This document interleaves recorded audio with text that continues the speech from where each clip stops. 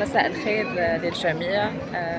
سعيدة جدا بأن أقوم بتصوير أو تسجيل هذا الفيديو لأشكر كل قارئ وكل شخص جاءني سواء في حفل التوقيع الأول أو الثاني بالمعرض الدولي للكتاب والنشر هنا بالرباط. سعيد جدا كما قلت سواء في حفل التوقيع الأول أو الثاني بحضور القراء.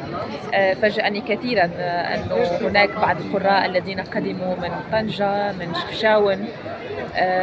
هناك من كانت لديهم التزامات ولكن حرصوا على القدوم، فأنا شاكرة جدا لكم. ومن خلال هذا الفيديو أريد أن أقول شكرا من كل قلبي لكل شخص حرص على اهتم بالكتاب وحرص على اقتنائه والحصول عليه. شكرا جزيلا. أسعدني جدا تفاعل القراء وحضورهم وحرصهم على قراءة الكتاب، فأنا أتوجه لكم بالشكر من خلال هذا الفيديو. وهذا